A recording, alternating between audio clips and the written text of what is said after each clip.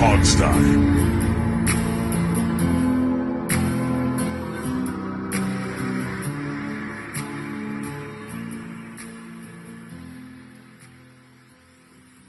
Hey everybody, welcome to the Hogsty. Washington continues to roll along, just stacking up big win after big win, with an occasional loss in there, but mostly big wins.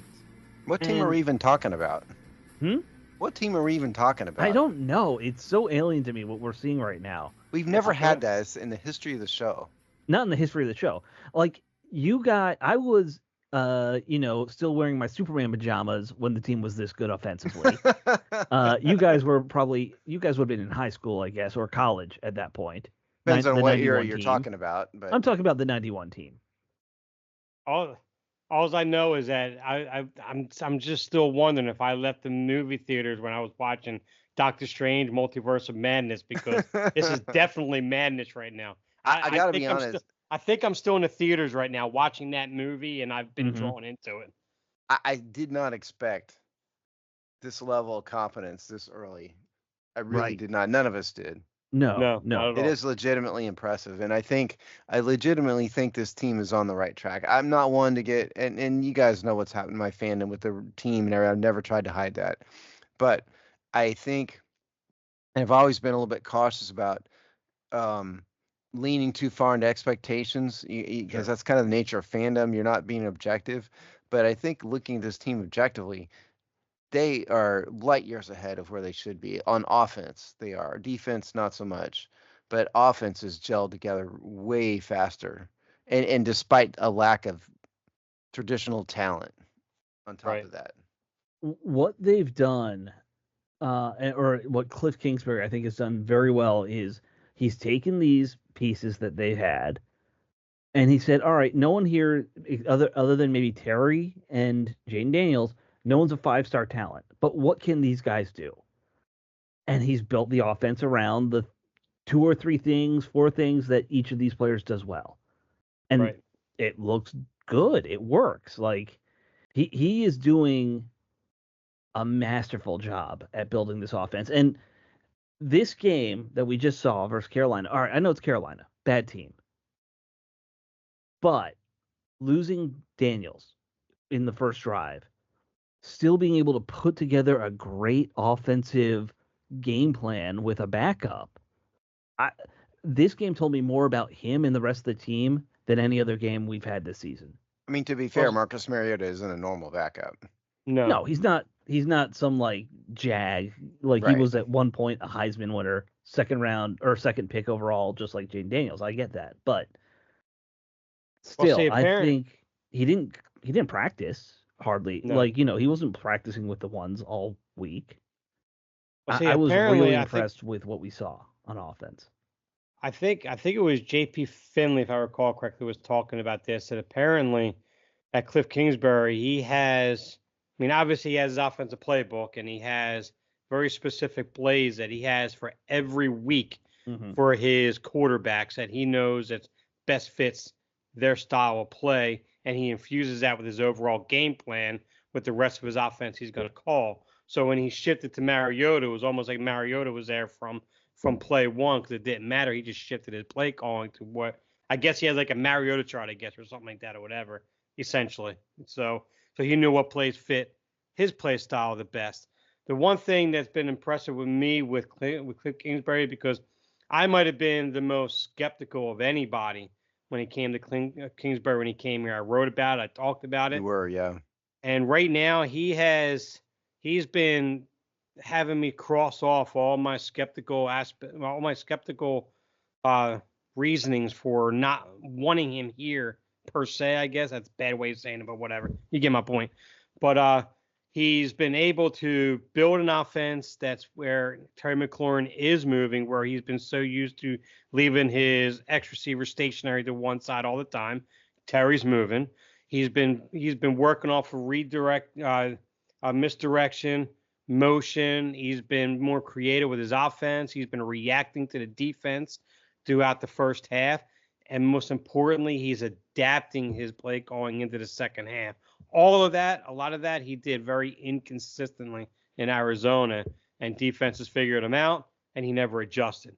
Well, Now, I'd add to that though before you go on. And the other thing he's doing is he's intentionally tailoring the play calls and the play design to account for a poor offensive line. absolutely, yes. Sure. And now we'll see what happens in the back half of the year when defenses catch up to what he's doing. Will he now readjust what he's doing, tweak his philosophy a bit, and still do what he needs to do? And I think I'm starting to see a little bit of that now, because if you notice the first couple games, it was always pistol shotgun with Jaden Daniels. The plays calling's developed. Right. And now you're seeing Jaden Daniels starting to come under center more often now in the last two starts that he had. I watched him on the center. I'm like, wow, I haven't seen that this year. So now it's just he's starting to get so before defenses catch up to him, he's starting to grow Daniels into more of the offense and more what he wants to do. So to me, he's kind of taking a proactive approach, saying, I'm ready for you guys in the second half of the year. Make your changes because you're not going to like what you're going to have coming up next, essentially. I mean, you start out in the pistol and shotgun because that's what he was doing in college. Correct. Right? So it's an easy way to kind of introduce Jaden Daniels to the NFL. And so and that's what we said. We've said this. We said it in week one. Play calling needed to develop. They were going with a bunch of short, quick, no read flat passes, pass into the flats, all that. It was designed to make him comfortable. It was clearly designed to make him comfortable. It was and designed he's for really that. grown. It was designed for the O line, like you said before, too. Yeah, absolutely. Right. Yeah. Now the ironic thing, of course, is that he's going to get a head coaching job and leave, after the year. So get ready for that, kids. Because if he helps turn this team around, and they become they remain an offensive juggernaut, somebody's going to offer him a head coaching job. Right. I think somebody will. I will be curious to see if he is as eager for a head coaching job again or not.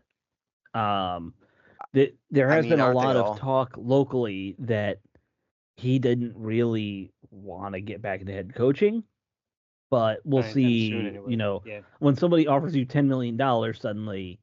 Well, also, what's he gonna say? Right. What is he? I mean, he's not gonna go, yeah, I'm looking for a head coaching job. Sure. Thanks, Dan. I get you. Yeah, I mean, he's just not gonna hint around about that. All right. No. Do you want me to do Yeah, let's do the numbers. Okay. All right.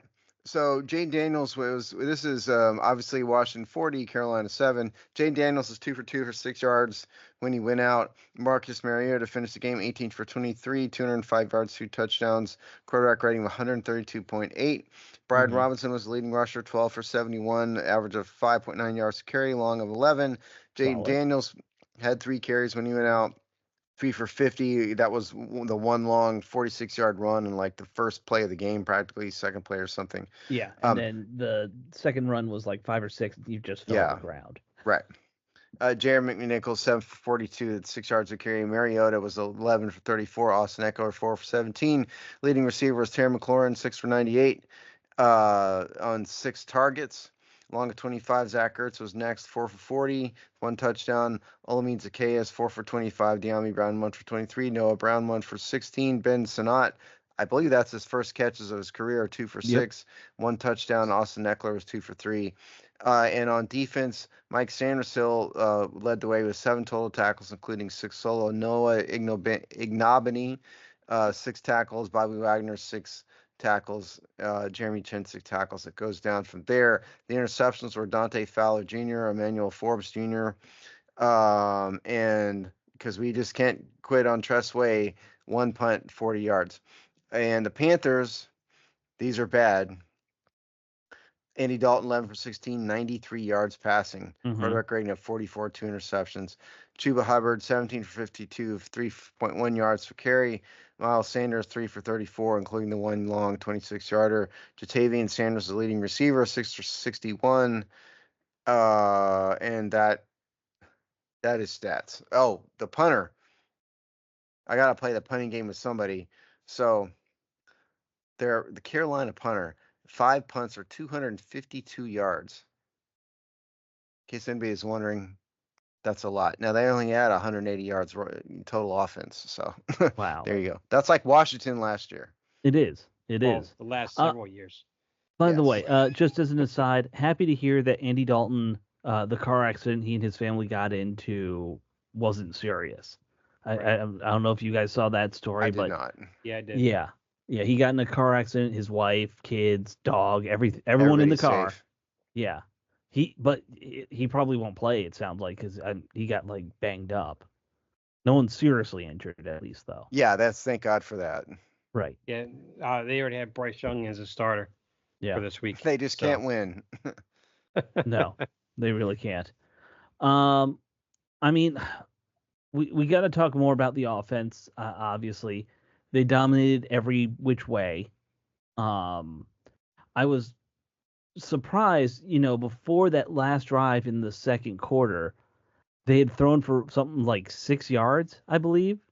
They were talking about a stat where it's like no team is led by 20 points and thrown for less than 25 yards. Okay, I At can one shed point. some light on this. Yeah. Quarterly stats. At the end of the first quarter, there were a total between Jaden Daniels and Marcus Mariota. There were 3 total pass attempts, 2 completions for.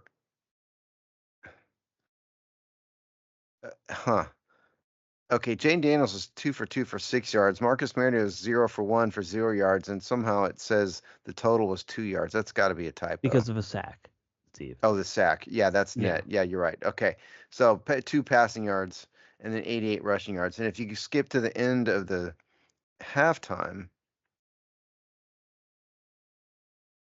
which somehow I deleted it by accident. I don't have the halftime stats. I deleted it by accident. But Washington basically only ran the ball the entire first half up until that Right. final drive, which is just wild. Yeah, at the end of the third quarter, there were let's see here. While Steve continues to try to look for those numbers, Dave, I don't know about you. By the way, you were at the game. Yes. What information were people freaking out about Daniels not being there? Like, what was the reaction in the stadium when he was down and he wasn't coming back in? I think when Mariota came out onto the field, I had a similar reaction to everyone else, going like this with the phone, looking down, looking for updates. Right. Scroll. Because you didn't know what happened in the stadium. Yeah, because they don't announce it at the stadium like that, And then, I'm just sitting there going, so what happened to our quarterback? I didn't see him limp off, nothing, whatever else. And then finally, I think it was actually right around halftime when we started seeing things on Twitter, sprained rib, going to the locker room for x-rays, all that good stuff and everything. His mom tweeting out that he's okay. Yes. Oh, his mom jumped into it? Yeah. Right. That's nice of her. But there's a far more important question, Dave. Yes. And this is way more important. I think it's a serious one, to be honest. What hat did you wear to the game? Now, so Dave texted us in our little private group chat with a hat on, and I thought it was the most god-awful, ugliest hat I've ever seen. It's basically a giant straw. It's the Cliff Kingsbury hat, right? Like he wears that at practice every day. And Alex liked the hat, which means I'm right, and it's ugly. I got it when I was on my cruise when I was down in Mexico. Okay. So what hat did you go with? I went with the baseball cap. Ah, smart man. There you go. I went with that, and it was a good thing because there was only one other person there with a straw hat, so I would have definitely stood out. But the thing is, why it was a good thing is because there was a woman behind me that was drunk, and she was cheering and going crazy and nuts, and then of course she's going nuts with her drink in her hand, and guess what happens? Spilled on my back, on my seat, on the seat next to me. I'm just but like, Dave, you got to be kidding if me. you'd been wearing the giant straw hat, the hat would have protected you. Yeah, but the hat I got in Mexico, I didn't want to get anything on it either. I get that part. Yeah. Like, I think it would be ruined. The hat would be better if it was ruined. No, because actually my wife is cringing because she knows that every future cruises we go on, that's my hat I bring with me. So that's your wife does not like the hat. Oh no, she hates the hat too. Yes, absolutely. So your wife is smart then. Oh, absolutely. Oh, yeah. Well, yeah. There's no doubt in my mind. Smarter my wife than is you, apparently. Oh, absolutely. My wife is late night, like clearly smarter than me. Absolutely. I don't I would understand. never deny Steve that. must get like the worst sunburns on his head, because he's so anti-hat. I'm And anti horribly ugly giant straw hats. That's what I'm anti. you're anti-sombrero, is what it I'm is. anti sombrero. I'm not anti baseball cap. See, See, I got that hat when I was there because I don't you don't see many Redskin stuff anywhere anymore. When I saw that, sure. I was like, you know what? I've got to have this. I have to get this. So I got it, and it's a vacation hat. Going out, just letting loose, just having fun, not caring what anybody thinks. This is That's when what you're that hat is for. intentionally trying to make a fool of yourself. That's when you wear that hat. Yeah, basically. Which who isn't trying to make a fool of themselves at a game? Me.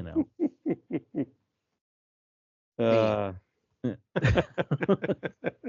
so, All but right. yes. the one thing, Al Galdi, I had someone tweet this Mhm. to me because he disagrees with the fact that I think our offensive line still needs a ton of work. So of course Al Galdi is a big PFF guy. Of course. No surprise with him, but he was saying that our center Biadez is ranked number 1 in all qualified interior linemen, and Brandon Coleman number 1 in all qualified offensive tackles It in amazes this me how rating for this many suckers there are out there. Yeah, right. So it's saying that.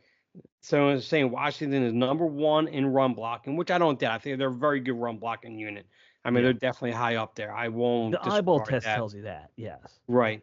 But it's saying it's number 6 in pass blocking. And that right there, I have There's a no way problem. that's true. No. Yeah, there's absolutely no way, because I mean, and we all know PFF stats are all very, very subjective. I Right. still hang on to that time and pocket time. That is a number you can not only just time, you can see.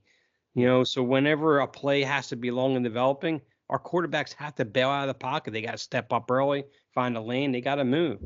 A good offensive line doesn't create that on your quarterback when you go beyond your quick passing game. I'm sorry, that's our offensive line can't hold up those blocks. Now, I can tell you that, like, when I watch both those linemen, Biotish and Coleman, play, they're playing very well. I'm very happy with what I'm seeing from both those guys. Right. Number one, can't buy it on either of them. If you were to say they're in the top half of the league, I'd be like, okay, maybe I believe that. You could even tell me Biotish might be top 5, top 10 range for I centers. think Like, I he's playing think very well. I think Biotis is definitely creeping up around the top 5, top 7.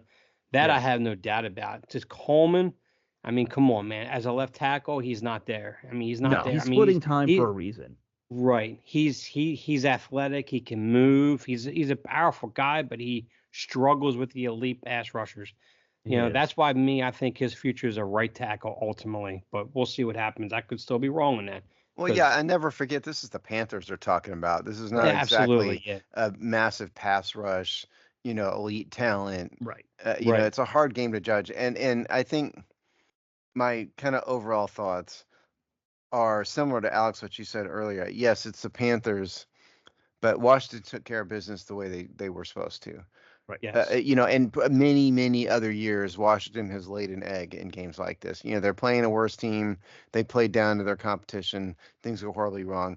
This game, they even lost their quarterback, and they still beat the heck out of this team, which is what they should have done to a weaker team. There are plenty of teams that if their quarterback went out, they're losing almost every game. They didn't really lose much at quarterback. Honestly, no, they didn't.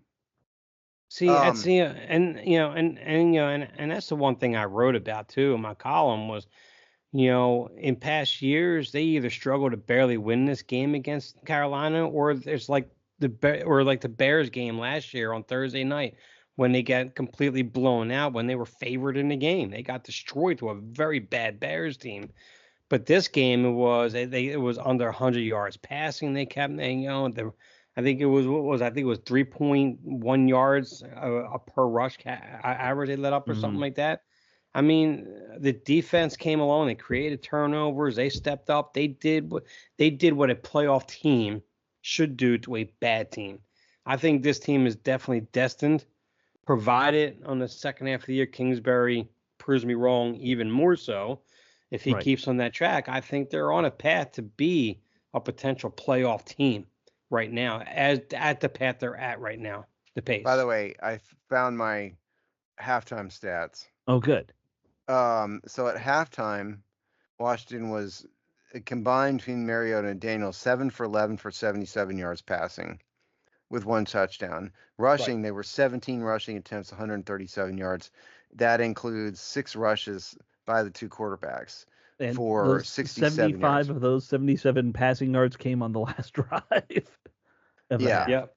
Well, and 67 of the 137 rushing yards Right. came from the quarterbacks. Right. You got to say that too. I mean, the bulk of, if not all, there might have been one of them in there that was an RPO or something. Sure. But the bulk of the quarterback rushing attempts are scrambles. And so while at the end of the game they actually had a fairly balanced play call between run and pass. I mean, 25 attempts, but they were 14 rushes by the quarterbacks, and they say 12 or 13 of those were scrambles.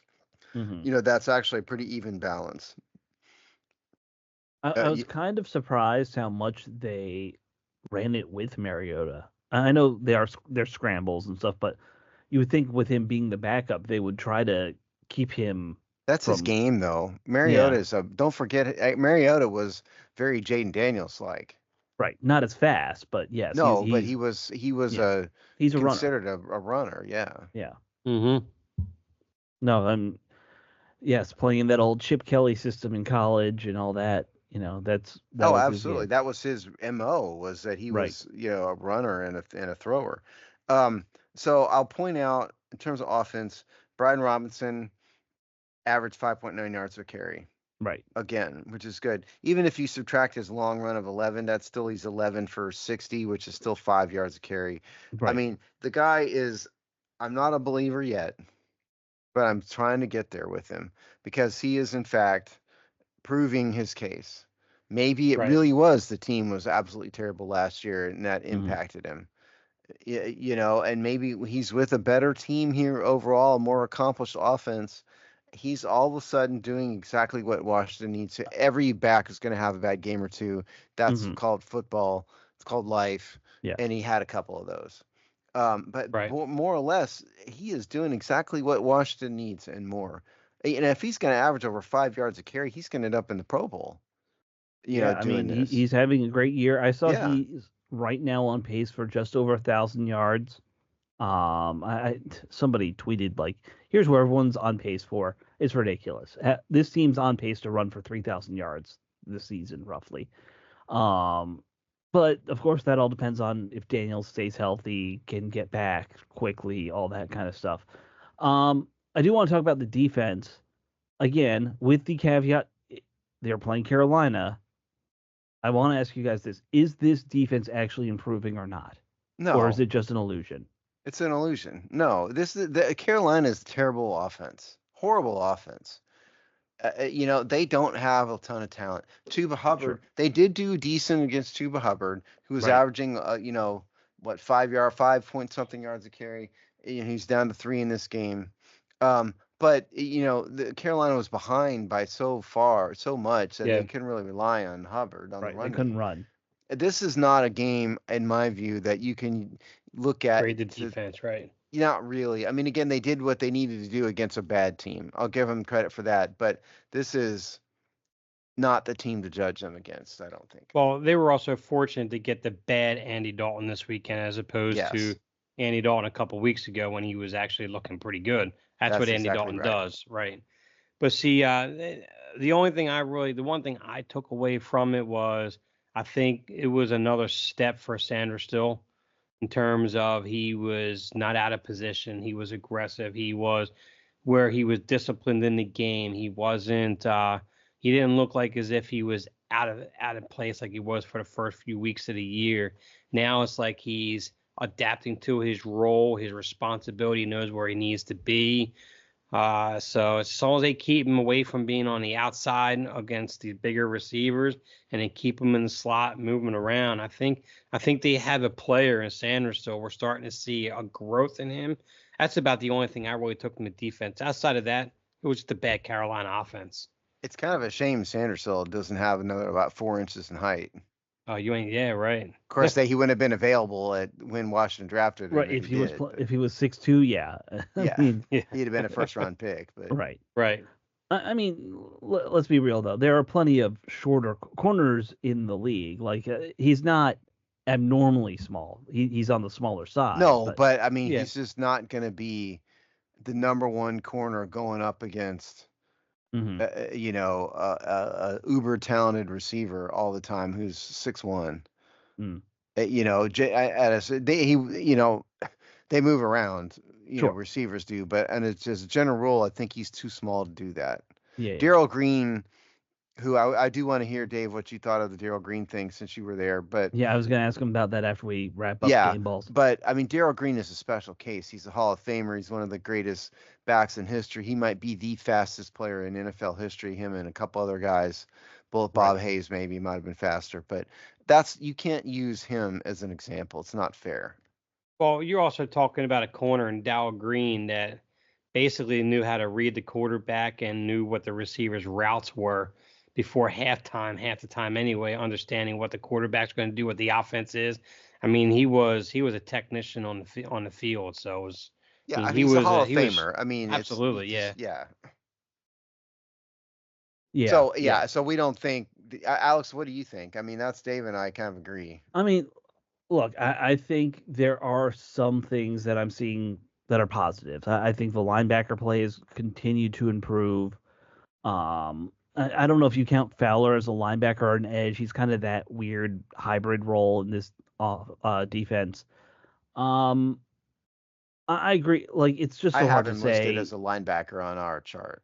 Yeah, yeah, but like he's played both linebacker and Yeah, end in his career, so that's I think what I'm at. earlier I think I had him as a defensive end, and I moved him. Right, As a matter of fact. right. But that's his role, right? He kind of can do both.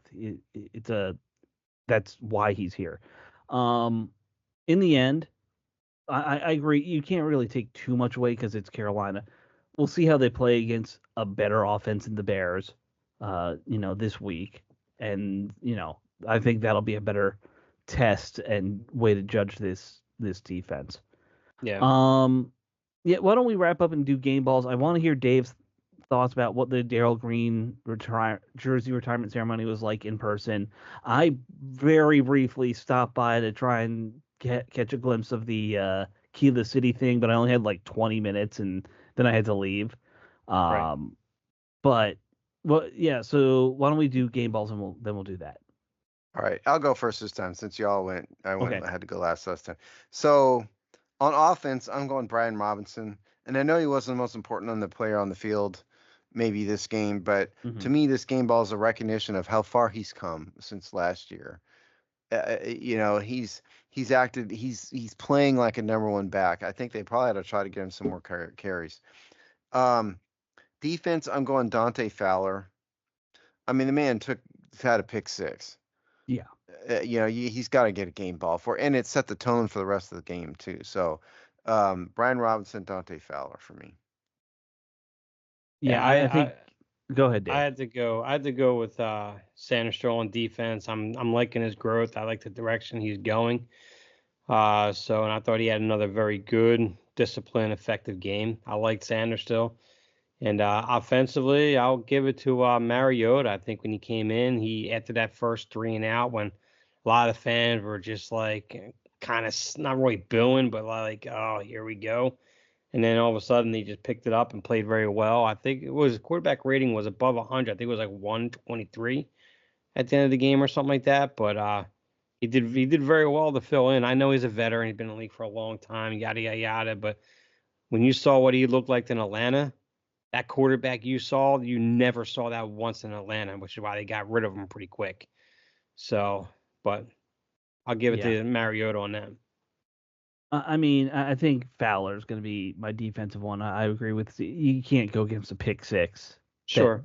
That basically not only set the tone, was all they needed to technically at least tie the game. They really didn't need to anymore. Yeah.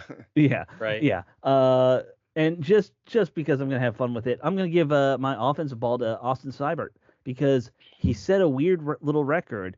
He has now scored more points in the first 7 games than any other Washington player I in the added past. him as a takeaway Yeah, this week for that reason, because that's a pretty darn good stat. And Dave, to your point about the fans, I mean, have you guys ever been around like like an abused shelter dog? Those dogs, God bless them, are very, very nervous right. Yes. and skittish. I've had one in my house, and it takes them a long time to kind of Well, adapt and realize well, that they're safe. yeah, well, we adopted one. I know exactly what you're getting. I know Yeah, exactly what you're getting at. Yes. right. And at some point, they start to break out of their shell slowly. Hmm. Well, Washington fans are in the abused shelter dog stage. Okay, Yeah. Absolutely are. analogies are my specialty here. I mean, you guys know this. Yes. This Yeah. is a pretty good one. We're in the recoil at the thought of a touch stage. Hmm. And it will take a season to break out of it. And eventually we will become the happy puppy that's in the house that recognizes it's safe and has no problems and will be happy to sit on the couch with you. We're not at Right. that point as a fan base yet. Correct. No, you're absolutely right.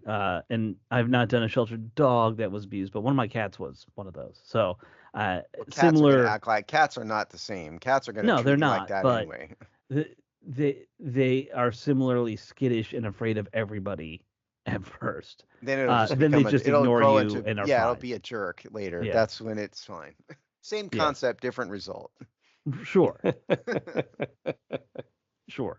All right. So we got to talk about the Daryl Green thing.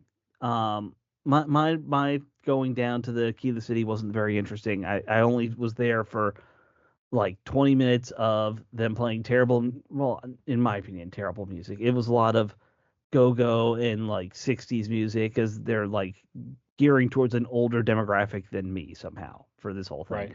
Right. But that's too old for Daryl Green fans. Daryl Green's an I know. 80s guy. My I know. goodness. I know. But anyway, uh, Dave, you were there for the actual, the important thing, the jersey retirement. I watched it on video. I will admit I got a little choked up with some of it. It was pretty. The videos and all the stuff that they were doing were pretty damn good. Daryl Green's speech was amazing. Right. Um, his statement to younger fans was, fantastic. But Yep. what was your takeaway?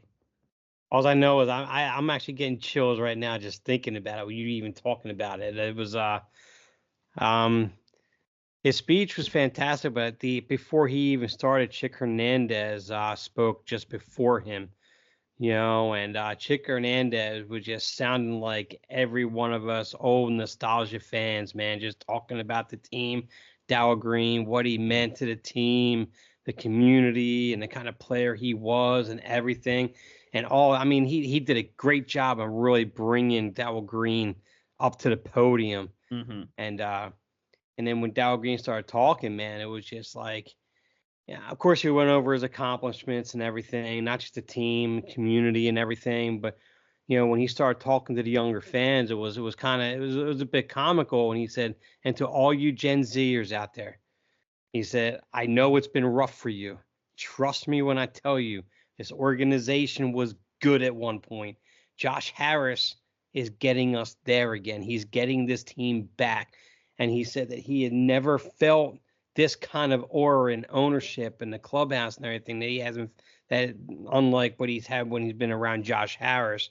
And Mm-hmm. of course, there were many of us sitting there starting to, we tried to start the chant of thank you, Josh Harris, thank you, Josh Harris, but that didn't catch on, unfortunately. But no, it was just like even when we were starting to cheer, and it's just I couldn't even cheer half the time because I wanted to go cheer. It was like I felt like I just wanted to break down with the emotions because it was like I was reliving all the glory years again and Mm-hmm. reliving everything that he was talking about. And I was going through with the punt return for 52 yards, the interception, that sealed the deal against Minnesota to get us in the championship game and or to the into the Super Bowl. It was just every when chasing down some of the elite running backs in the league, and it was a great moment. The fans gravitated to it. Nobody left their seats. People did what I did. They went back, got their food real quick in the last couple minutes of the second quarter, and then planted right back into our seats. And it was just, You wanted to be there for that halftime. you wanted to be there, and what Josh Harris did and the organization did to celebrate him was nothing you'd ever see from Snyder at all. The video of his career, the video montage beyond his career, what he did in the community, everything. I mean, everything was just perfect. Even before the game, they had a Dow, they came up with a Dow Green suite. I'm assuming it's going to stay like that permanently. I saw the videos and pictures of it. Yeah. I hope so. So, and did they acknowledge that he was a Redskin? Yes, they did say Redskins. They did not say Commander. They said Redskins.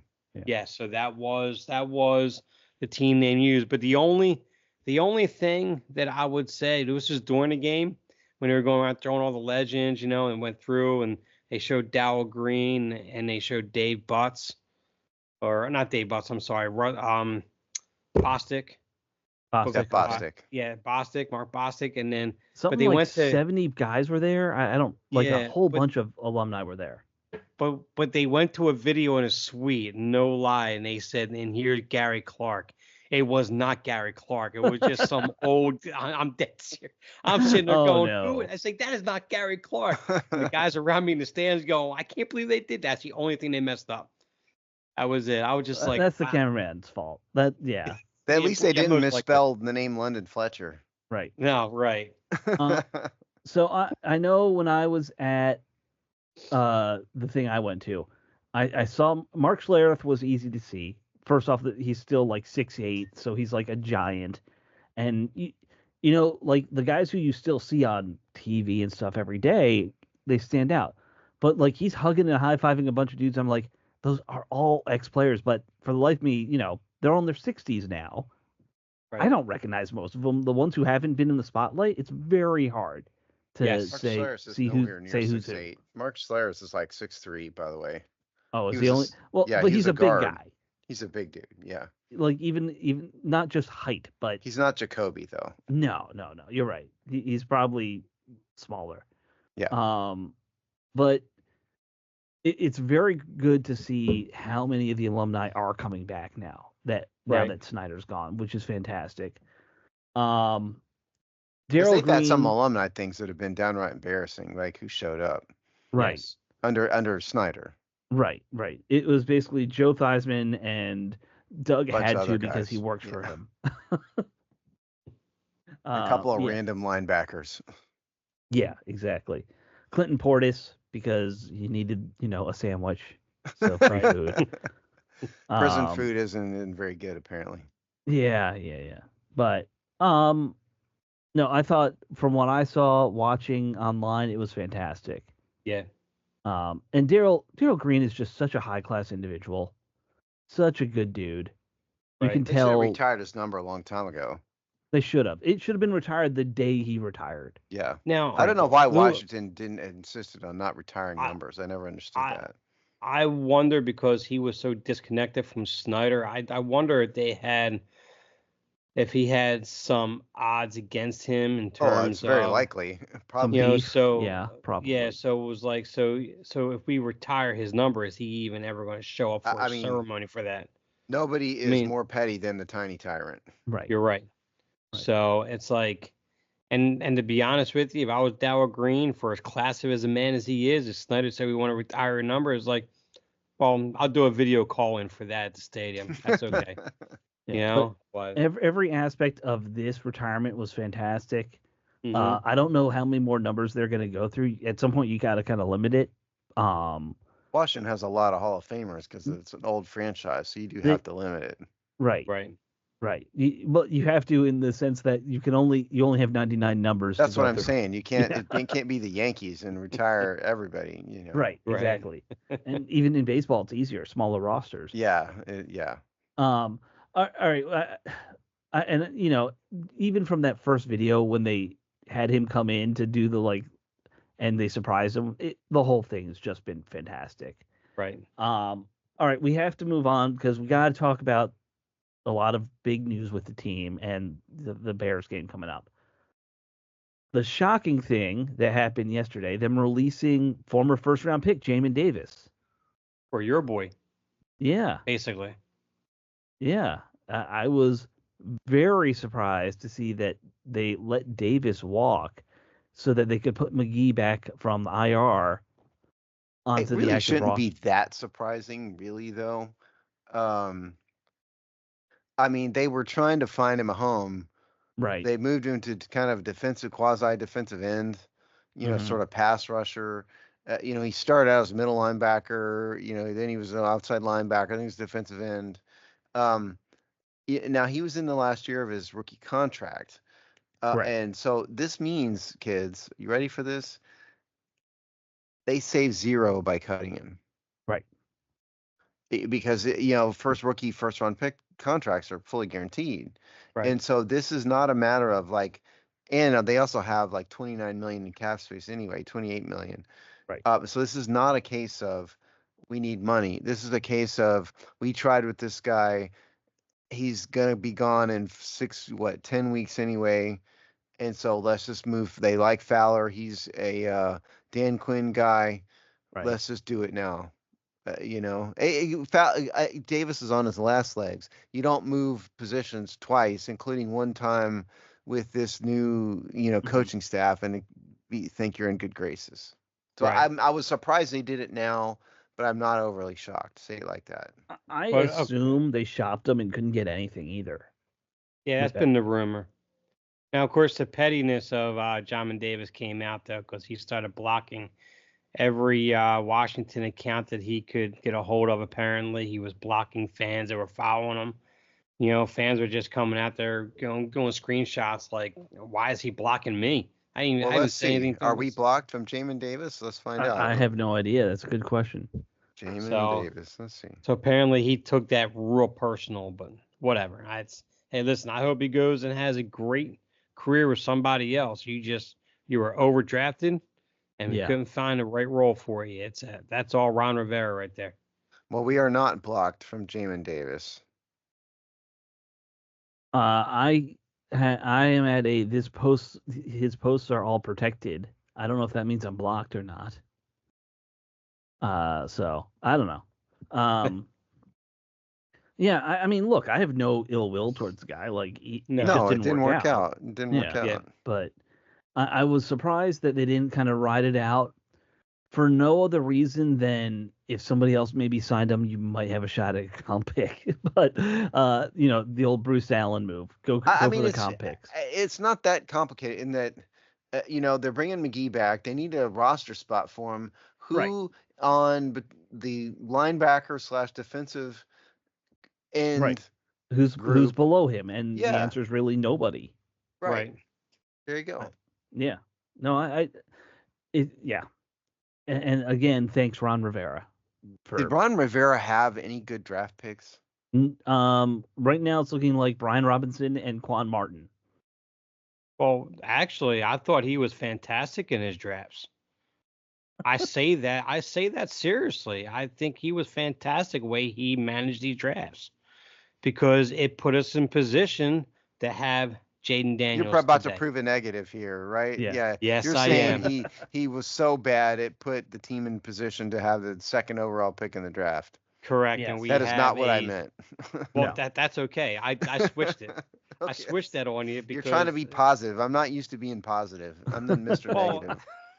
I mean, but you have to understand. I mean, if he drafts Kyle Hamilton instead of was it Duran? No, it wasn't Duran Payne that year, right? Was Was it Hamilton the they? No, no no. no I'm sorry. No, Hamilton would have that was the year with been the Dotson. Davis year, right? No, Dotson year, I think it was. It doesn't matter. Young, Davis, Either way, Dotson, Forbes. I That's the could look 4 years. this up, but I'm not going to just because you guys are stewing over it Right. unnecessarily. because we could have had Gonzalez instead of Forbes. Right. We could have had Derwin James instead of Duran Payne that year But when we already had that Jonathan wasn't Allen. Rivera. That was Well, Bruce Allen still, Rivera. Yeah. that's true. That's Don't true. forget Yeah, about Cody Mosh. true. Yes. Yeah. Yeah. So, You but know no, that was it's Dave's pet pick. Yeah. That was mine too. I'll never forget that. Yeah. Yep. So look, we could relitigate the Ron Rivera, and come next offseason, I'll be very curious to see how many Rivera picks are really left on this roster. I'm going with like a handful at most. Yeah, I think I'm Juan saying Martin, less than Brian 5. Robinson Jr. Yeah, and Cosme was under Ron Rivera. He's that's true. definitely a mainstay. Cosme's a solid lineman, so Yeah. that's one. All right, we could stew on that all day, but we got to talk about Jaden Daniels, and we got to still talk about the Bears. So, Jaden Daniels getting hurt. Steve, are you saying something? No, I was going to say you want to do the Bears first, but oh, you want to do the Bears first? No, I didn't mean to. Go ahead. It's right. No. Let's do the Bears first. We'll get that out of the way. Well, because it kind of flows with Jaden Daniels is the reason why I say it. Okay. Because like the injury report for this game, to start off, I was going to save him for last just to confuse everybody, but Daniels, they're calling it a rib injury. He was a DNP Wednesday. The other DNPs are Brandon Coleman, who's in the concussion protocol, which probably means he's not going to play. It's really hard to come back from concussion protocol in 1 week. And then Zach Ertz had a rest day, so that's no big deal. So the two real injuries are Daniels and Coleman. Expect Coleman to be out, probably.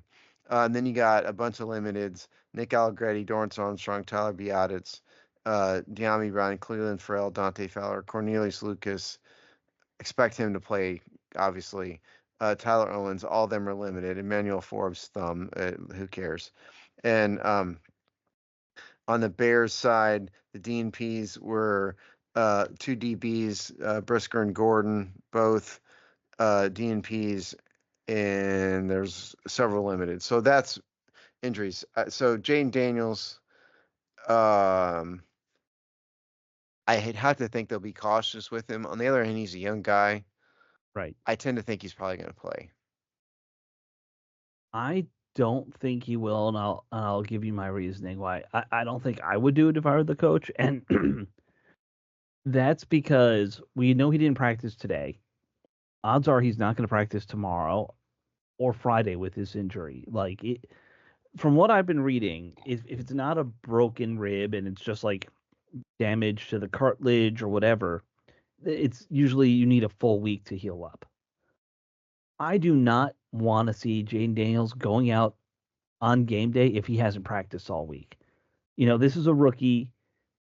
I don't need him getting that test yet of go ahead and play without, even doing a walkthrough. That's not where he's at in his career, nor should he be. So I would say if he isn't practicing, he shouldn't play.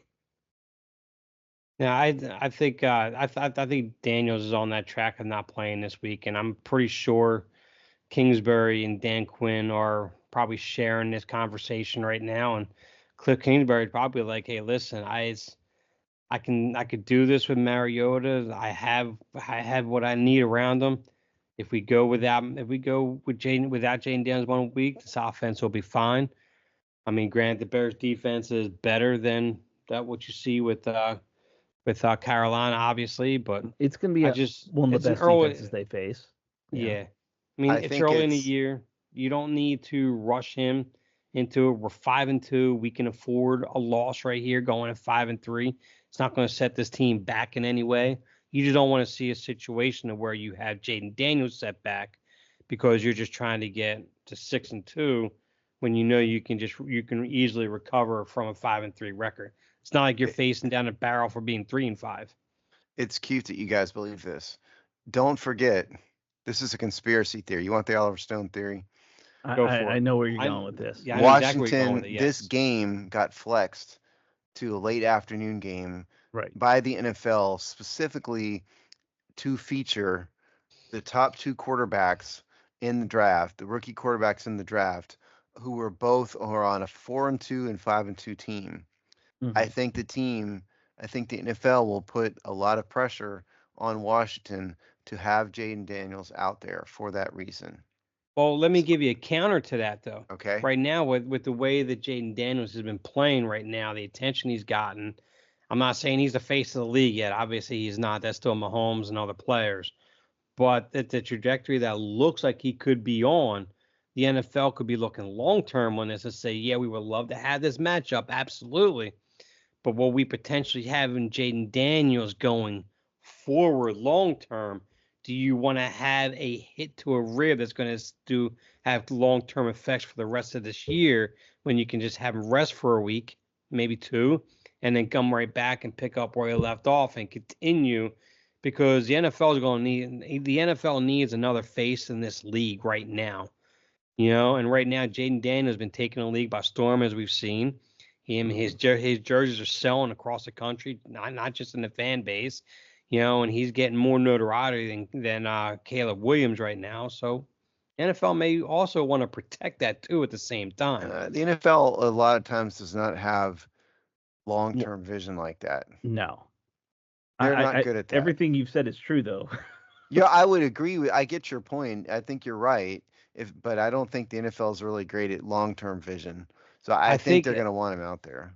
I think you're right on that. I get that in terms of with their long-term vision, but right now, I mean, at one point, what you had like Brady and Rodgers and Manning, you had all these quarterbacks, Russell Wilson.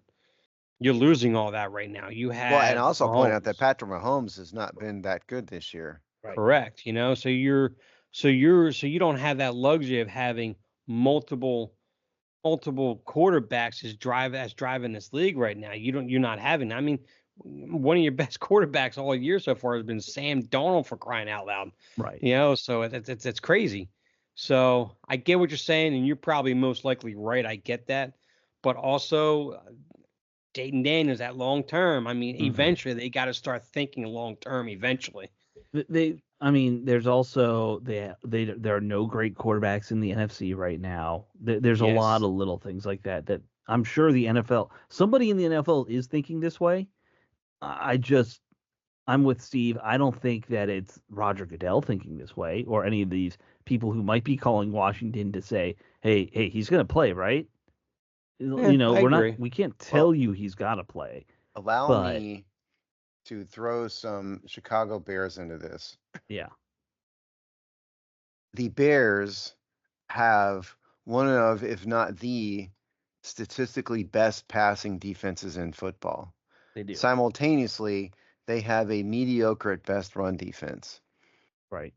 They are opponents have averaged 4.6 yards per carry against them, which is tied for 22nd in the league. They are number 1 in opposing quarterback rating. They are number 7 in passing yards per game. Mm-hmm. They are number 5 in interception percentage. They are number 9 in opposing completion percentage. Mm-hmm. So this is going to have to be a game where they rely on running, Washington. Right. So this is going to be a heavy Brian Robinson, Austin Eckler. And so I think this would be more of a game where everybody would be more okay with having Jaden Daniels in there than otherwise. He's going to not be able to run as much. And I'm pro Mariota, just for the record. They ought to play Mariota. Who cares what he thinks his injury is? Let him sit out. Right. But I think this game lends itself more towards possibly having Daniels out there just because this is going to have to be a running based game plan. That's my thought. Interesting thought. The other thing that I've been paying attention to with this whole game, Caleb Williams is really developing pretty nicely the last few weeks. People who said he was a bust were an idiots. You can't call somebody a bust in a week. No, not right. He had 3 bad weeks to start, and now he's looking solid. He's had a 300-yard game. He's getting his completion percentage up in the mid 60s, high 70s, something like that. Yeah, I got it. So his numbers on the season, he is 130 completions and 199 attempts, 65% completion percentage, 4.5% touchdown percentage, quarterback rating of 88.7, average 219 yards per game. But if you look at where he started with, game number 1, 14 for 29, 48% completion percentage. Since then, he has worked his way up. his completion percentage last week was 79.3, which, by the way, was Right. better than Jaden Daniels, Mm-hmm. Right. was against the Ravens. So he has gotten a lot better. His quarterback rating is 120. The last 3 games, Williams has had a quarterback rating of over 100. Yeah. Now, Oh, bad teams, both granted, these teams have good records, but they've feasted on bad opponents. I mean, the Bears have played Tennessee, Houston, Indianapolis, the Rams, Carolina, and Jacksonville. Carolina and Jacksonville are certainly bad teams. Houston Rams isn't a not a good bad. team this year. Yeah, Houston is a good team. Right. They lost. And the Rams haven't been anywhere near what they have been, so they haven't been very good this year either. Yeah, yeah. But point is, and guess what? Washington's defense isn't that good. No. He's going to have options to do that again. And so I think Caleb Williams has developed, and I think today's world and today's fans are so impatient. Mm-hmm. If they're not great immediately, like Jane Daniels is a unicorn. Quarterbacks don't Right. normally do this. It's normal for this guy to do this, and he's the team isn't spectacular around him either. The Bears. So I think Washington would be fools to overlook him. I mean, I would take the Bears' other part of their roster any day. I think it's way further along than we are. Absolutely. Yeah. Yeah. And by the way, the betting odds on Tuesday night, I'm checking them again here. Yeah. I checked on Tuesday for the game preview and everything. It was Bears -2. So it's a toss up then, basically. It was as of last night. I'm gonna check Right. here right now real fast and tell you guys. The gambling odds are going to be all over the place It's until about they the know same. It's -2. Bears until they -2. know what's going on with Daniels. The odds are just going to be all over the place. That's the reality of the situation. Well, I mean, Caleb Williams is a rookie too, and so I think it's a reflection of what you just said, Alex, which is, I mean, there are other teams around, the rest of the team around him is probably better. I think that's where the betting odds are coming right, in. Right, but no, I mean, I think the odds would be way more in Washington's favor if Daniels was healthy. Yeah, possibly, sure. Yeah. But yeah, so we're all in agreement. You probably don't start him, right? Unless I'm saying they probably will, but they shouldn't. That's what my position is. Right. You shouldn't. Yes. So we're in agreement there. I think the other question is if he starts, like how much are you limiting him, right? Like that's going to be the other big question. I'm saying, it's got to be dumb to have a passing based offensive game plan. Right. This is a team you can get. The Bears are a team you can run against. Make it a running game, and don't and keep Daniels in the pocket as much as possible. You don't want to let him scramble all around because that wouldn't be good for him if he's playing. Avoid the RPOs. Yeah. And re-injuring him, all right. that stuff. Yeah. Yeah, I think you just go back to what was like what was that one? Oh, not week 2 because he had 22. What was a game that he had like 23 attempts outside of Tampa Bay? I think that's what you do. You limit them down to just that. I have to go look. Yeah. Yeah, well, actually, I think it was just Tampa Bay that did that with him on that. Well, okay, so the game you're talking about, the Tampa game, he had 23. I'm sorry, I'm looking at the wrong. Tampa game, he had 16 carries for 88 yards. Are you looking for rushing attempts or passing attempts? No. I'm looking for passing attempts. I think, okay. Well, the which big would be one 24 was against it. No, the big one is 35 against Baltimore, 29 against. I'm talking about the least amount of attempts he had, which was like week 1 with 24. Least attempts. Least that attempts, would be Cincinnati with 23. Yeah. He was 21 for 23 versus Cincinnati. Right. There you go. That's what I'm thinking of right there. So I think that's the route that if he does start, he keeps his attempts right around there, and you just keep Brian Robinson and Eckler, and even Nichols, get him some carries in there. Just keep pounding, almost like a 60-40 run to pass ratio in this game. Yeah, I agree, and I think that wouldn't be too different even if Marcus Mariota does play. They really need to stick to a run game this week. Yeah, and luckily the running backs are healthy right now. And McNichols, I think, has had some moments. He looks like a pro running back. I was actually surprised they didn't use him more versus Baltimore. I was very surprised by that, and because he's run well when he gets a chance. All right, we should do score predictions because we got other stuff we got to.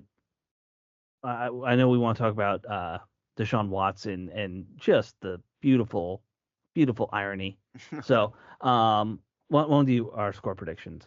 All right, I'll start because y'all went Go first for it. last week. I think Washington's going to squeak by here. I think it's going to be they're not going to put up 40 points against the Bears. The Bears have one of the best overall defenses in football in terms of statistical, production Mhm. by, opposite statistical defensive production. So I think this is going to be Washington victory 24-20.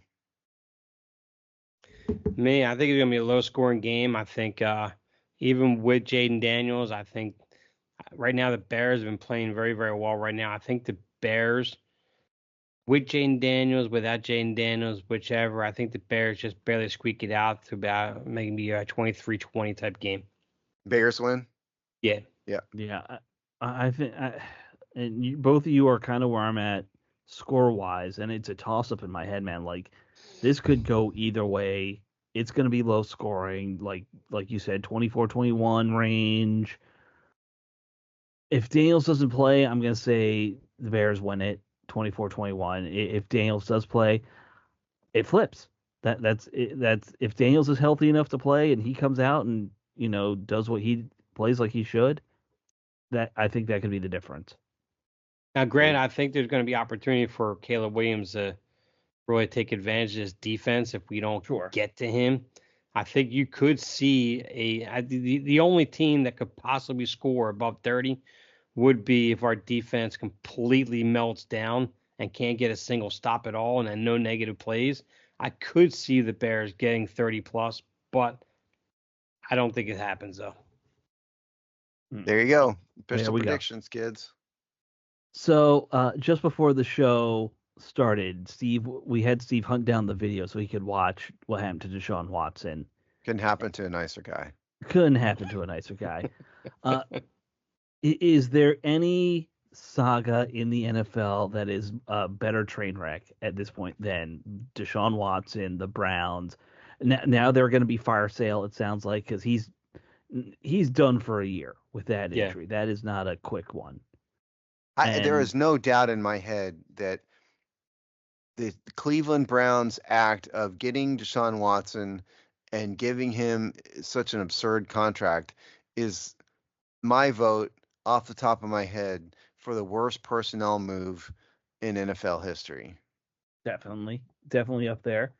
Like we've had bad contracts that we watched here in Washington. We didn't trade for him and hand him a fully guaranteed $200 million something contract. No. For a guy who is a total sleazeball as a human being. Right. I mean, Albert Hainsworth, it was not a good person, but we didn't give him that. His contract wasn't that awful. Right. Well, he was like $100 million fully guaranteed, I thought, right? Wasn't fully guaranteed. No, it was a $100 million contract, but it was not guaranteed. Okay. And to be honest, as for much of a kind of a bad guy Ainsworth was, he didn't have nearly the amount of accusations against him that Watson had. No.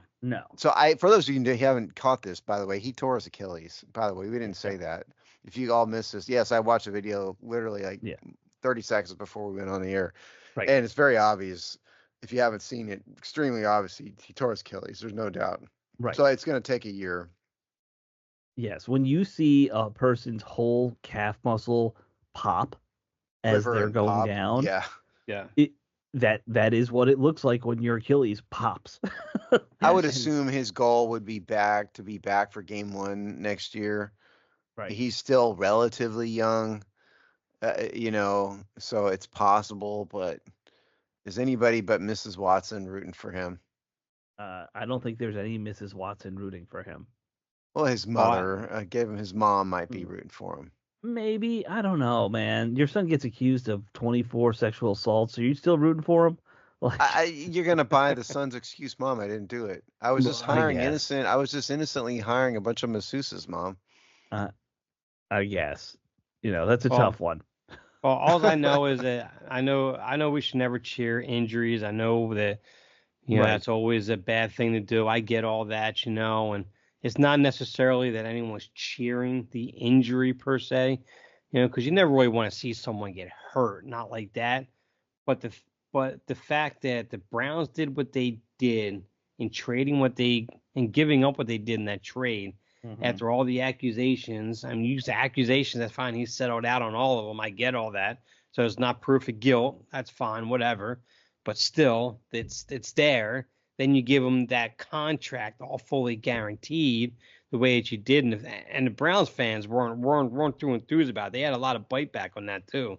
Right. And they've been unhappy with Sean Watson ever since day one anyway. They're still paying Yeah, him, by the way. they're still paying him, Yeah. but it's like right now the whole situation it's karma hitting both Watson and hitting the Browns, but more so the Browns because at least Watson he's still making payday.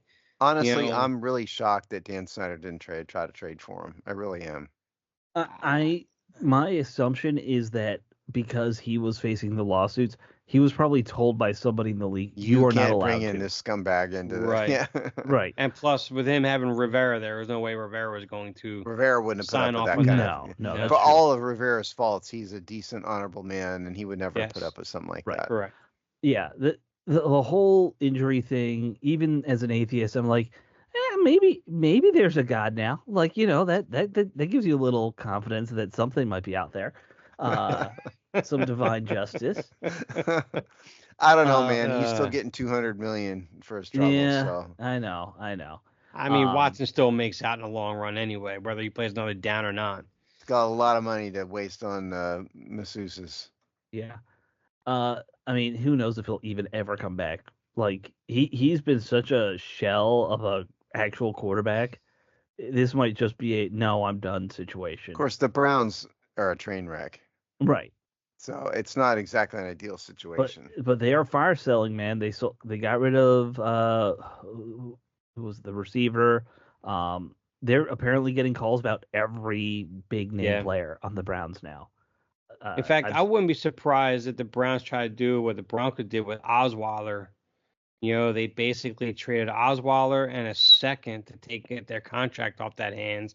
And I believe it was actually to the Browns, Who the actually, hell if is I going to recall trade correctly. for Deshaun Watson's Well, contract? Are you kidding me? that's the thing, though. You're in order to do that, you're going to have to. The Browns are going to actually have to go. Well, if you take Watson off our hands, we'll give you our first round pick. We just want a couple, like maybe like a second and a fourth or something back Brock in return. Osweiler's Just contract was a fraction of what Deshaun well, no, Watson's. I You get that, but understand what a cap hit the guy has? no, I get that, but that's the only way you're gonna do it if you dangle your I first don't round think pick there out is there. any way. I get what you're saying, and I No, hear you, but I think from a cap space perspective, I just think it's impossible for almost everybody. I don't think it would happen. I'm saying that would be the only way Yeah, fair that enough. you could Yeah, see something like that happening. that would yeah be what you'd attempt if you were, Yes. gonna try it.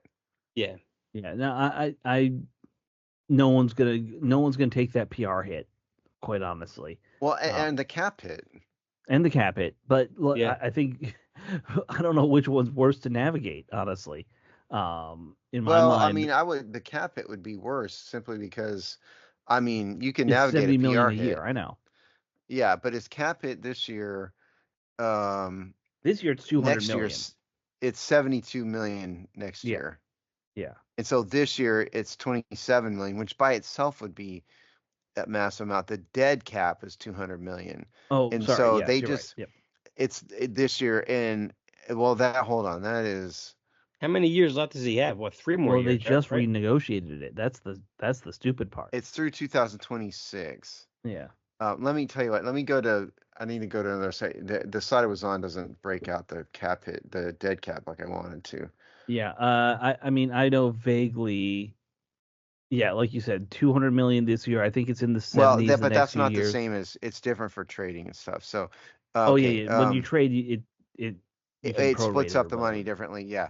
So his dead cap on a trade would only be 26 million. So they would save. Well, that's next year. So it's they'd save a little over $1 million by trading him this year. Right. Next year they can't cut him. They cannot cut him. Right. That's impossible. But they could trade him.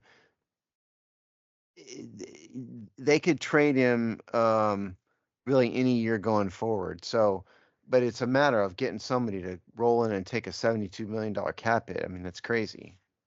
Yeah. Unless the Browns though is that we'll take on X amount of dollars of his cap. They could do that. They would have to. It'd be, there is not a team in the NFL that could take, and the cap it would change because some of the guaranteed money doesn't flow over, and when a contract's traded, so it wouldn't be 72 million, but it would still be a way bigger than any other team could afford. Even Washington couldn't do that, and Washington has a huge amount of cap space. Yeah, and God, I would not want them to. That would just kill. The one thing Washington has going for them really great right now, it seems like, is this locker room is fantastic from all accounts. Like the camaraderie amongst the players and all that stuff. Bringing in a toxic element is just Well, there'd be such no a reason they have their quarterback. I mean, Washington's not doing that. That's not even a discussion Right. point. Right. But overall, yeah, I don't necessarily wish for an injury on it, but I have zero sympathy whatsoever for a guy like Deshaun Watson. Yeah. I mean, we all have mothers, sisters, wives, daughters, and I am not going to root for a guy who treated women so terribly like that. So I Right. can't do it. So screw him. Hope his career's over. Yeah. I hope we never see him on a field again, honestly. So, the unfortunate part is that he's walking in with all that money anyway, regardless. Yeah. Yep. Yeah, he is. Yeah. Well, that's a downer note to end this on, but we do need to wrap up the show. You can't come up with something bad. We should have done that up front or something. Yeah, So maybe we should have. End on a buzzkill. The one thing we could end if we want to talk really quickly, DeAndre Hopkins for the Chiefs. What the heck? How do the Chiefs keep making these trades for star players when they have a fortune already spent? Yeah, I haven't seen the details of the trade, so I don't know, and I don't want to take the time to look it up since we're at the end of the show. I believe it was for a 5th round pick that can be up that is conditional to a 4th. Oh, that is nothing for a starting receiver. Well, but I don't know what it does to their salary cap, and Mahomes has got an enormous number himself, so yeah. And plus, it's not like DeAndre Hopkins is DeAndre Hopkins like he was either. I mean, he's still very effective and very good, but right. I mean, he gives reliable hands to Mahomes, absolutely. Who needs another weapon? Yeah. The Chiefs could have traded us a 3rd round pick, and we could have given them John Dotson. They missed out. True. Yeah. To end the show real quick, I just want to make a plea to everybody to go vote. It's coming up. Most states have are in early voting, so please vote. And let's just leave it at that. I was going to make a joke about who you vote for, but let's not do that. Let's just go vote. I've already voted because we're early voting. And also, can we all just stop being like petulant little high school kids here when it comes to who you're voting for? You're voting for him? You're voting for her? I can't believe you're doing. Dude, who cares? Let them vote. Let them go in peace. Vote. Boom. Well, it's high time all that nonsense stops. It's ruining the country. Just keep who you vote to yourself, and you'll be fine. Yeah, that's what I would say. That's why my typical jokey attitude about this, I'm leaving it out. Just please vote and be reasonable. Yes. That's why I tell my wife, and because we want to move more into the suburban area with more homes, and because she misses that environment around people. So the next major election, every candidate that's on the presidential ticket, I'm going to put a sign for every one of them in my front yard. 100%. She's like, you're not going to do that. I was like, yes, I am. All the weird ones, the guys who wear top hats, it doesn't matter. Yes. But, yes. We're going to have 5 new weird parties next election, just so you know. It's going to be fun. Yes. All right, guys, that wraps up the show. We will see you all next week. Later. Later. All right. Stop.